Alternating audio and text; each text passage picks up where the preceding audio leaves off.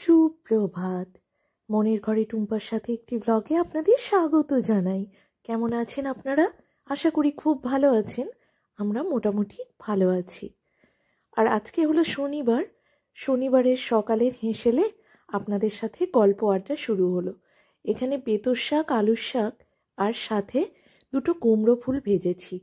ওই সবটুকু মিলিয়ে মিশিয়ে জুটে গেছিল বলতে পারেন। আর এখানে লঙ্কা বাটা দিয়ে আলুর ঝাল বানাবো। আর এই পাহাড় সমান পাঁপড় ভেজেছি দেখো। বাপ্পার খুব ভালো লাগে কলাইয়ের ডাল দিয়ে পাঁপড় ভাজা দিয়ে ভাত। তো সেই মতোই আয়োজন চলছে। আর শনিবারের হেঁসেলটা আমাদের বেশ তৃপ্তি সহকারী সবটুকু উঠে যায়। তবে এই আলুর ঝালটা এই নতুন আলু বলে খুব একটা ভালো লাগছিল না। তো রান্না করতে করতেই আমি ভাবলাম আজকে একটু পাটিসাপটা বানাই। কিছুটা চালগুঁড়ি ছিল আর কিছুটা আতপ চাল ভিজিয়ে দিয়েছিলাম। তো সেই মতোই শুধু একটু 19-20 করে বানাবো। ওই যে একই ধরনের জিনিস আমার একটু মনে হয় একটু অদল বদল করে বানালে বেশ ভালো হয়। তো এটার মধ্যে অদল বদল বলতে খেজুর গুড়টা মিশিয়ে দিয়েছিলাম এই ব্যাটারটার মধ্যে। এটুকুই যা, না হলে আতপ চাল, ডাল মানে মুগ ডাল, পরিমাণ মতো নুন আর খেজুর গুড়টা একসাথে মিশিয়ে আমি এই সুন্দরভাবে এই ব্যাটারটা বানিয়ে নিয়েছি। তো ভাবলাম দেখা যাক এরকমভাবে বানাই। যদিও এর আগে আমি কখনো এরকমভাবে বানিয়ে খাইনি। মানে শুধু ওই ডাল চাল দিয়ে যেটুকু করেছি, কিছুটা খেজুর গুড়ের মধ্যে ডুবিয়ে খেয়েছি, কিছুটা ভাজা। তো আমার খেজুর গুড়ের মধ্যে ডোবানোটাই বেশি ভালো লাগে। তো আজকে ভাবলাম এরকমভাবেই একটু বানাই। তো মন্দ হবে না, তাই না বলুন বন্ধুরা? কারণ সব রকম ধরনের জিনিসই টেস্ট করা উচিত। যদিও রাতুল খেতে চায় না, জোর করে একটা খাইয়েছিলাম বটে। আর এইভাবে খেতে মন্দ হয়নি বন্ধুরা, বেশ ভালো লেগেছিল। তবে এটা ঘি দিয়ে ভাজলে আরও ভালো হতো। আমি সাদা তেল দিয়েই ভেজেছিলাম। এই যে দেখো কত সুন্দরভাবে ব্যাটারটা দেখো, সুন্দর লাগছে না? দেখি কিন্তু জিভে জল চলে আসবে বন্ধুরা।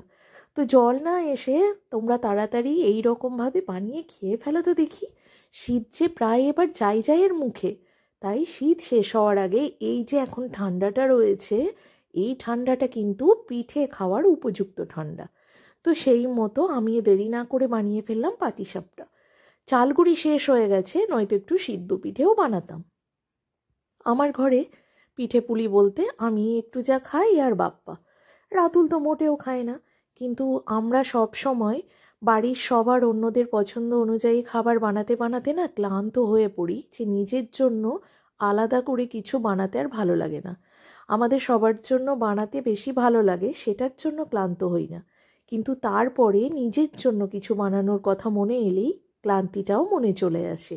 কি বন্ধুরা, মনের কথা বললাম তো? হ্যাঁ বন্ধুরা, এটা আমি জানি। এটা আমাদের মতো গৃহবধূদের সবারই একই গল্প, যে নিজের জন্য আলাদা করে আর কিছুই ভালো লাগে না। এমনও তো দিন যায়, ঘরের মানুষটা যেদিন বাইরে কোনো কাজের জন্য যায়, যেদিন মানে দুপুরে খাবে না, সেদিন বাড়িতে একা থাকলে কিন্তু আমাদের আর ভাতটুকু রান্না করে খেতে মন হয় না, তাই না? হ্যাঁ বন্ধুরা, আমি জানি এইটা শুধু আমার কথা না, এটা আমার মতো তোমাদের সবার কথা। তো যাই হোক, চলো এবারে এই যে তেল দিয়ে একটু উল্টে পাল্টে ভেজে নিচ্ছি। এইভাবে বানিয়ে দেখো, দেখবে। অবশ্যই আমাকে কমেন্টে জানাতে ভুলবে না যে কেমন খেয়েছো তোমরা আমার এই রেসিপিটা ট্রাই করে। দেখো ভারী চমৎকার দেখতে হয়েছে। তো ঝটপট করে আমি বানিয়ে নিলাম, কারণ রান্না করতে করতে এগুলো বানিয়ে নিলে না আর মাথায় এক্সট্রা চাপ থাকে না। কারণ এই টাইমটায় আমার শনিবারে রান্নাও তাড়াতাড়ি হয়, আর এই টাইমটুকু বসেই থাকবো। তো সেই জন্য। আর এখানে কয়েকটা পাটিসাপটা আমি হাতে করেও রোল করে দেওয়ার চেষ্টা করলাম। ওই যে এই সমস্ত কাজ করতে করতে, মানে রান্নাঘরের কাজ করতে করতে, ছাঁকা খেতে খেতে, মানে জলে ভেজা রোদে পোড়া বা আগুনে পোড়া যাই বলো না কেন, এতটাই সহ্য হয়ে যায় যে আগুনের সাথে আমরা কিন্তু রীতিমতো পাঙ্গা লড়াই আর কি। তাই না? ঠিক বললাম না? তো বন্ধুরা, চলে এসেছি রাতুলের খাবার নিয়ে উপরে। রাতুল উপরেই ছিল, তো ভাবলাম এই খাবারগুলো রাতুলের একটাও পছন্দের খাবার নয়, তাই আমি যদি একটু খাইয়ে দিই তাহলে পুরো ভাতটুকু খাবে। তো সেই জন্য সেই মতোই করলাম। আর ওর যেহেতু শরীরটা খারাপও রয়েছে, তো সেই কারণে ভাবলাম খাইয়ে তো দিতেই হয়, উপরেই নিয়ে এসে খাইয়ে দিই। দুপুরে খাওয়া দাওয়া করে একটু বাইরে দিয়ে ঘুরেও এসেছি। শুভ সন্ধ্যা বন্ধুরা। রাতুলের আবদার একটু কফি খাবো, তো দুধ কফি খাবে খাবে বলল। তো সেই মতো আমি একটু চিনি দিয়ে দুধ দিয়ে ভালো করে একটু কফি বানিয়ে নিয়ে গিয়ে দেবো ওকে। ওই যে মুখে তো কিছু সেভাবে ভালো লাগছে না, তাই এই কফি, চা, দুধ, রাতুল যেহেতু দুধ খেতে ভালোবাসে, তাই তাই এই জিনিসগুলো একটু খাচ্ছে আর এগুলোই বারে বারে একটু খাওয়াচ্ছি আর কি। তাও দেখো বন্ধুরা, আজকে বিস্কিট নেয়নি, শুধু একটু কফি।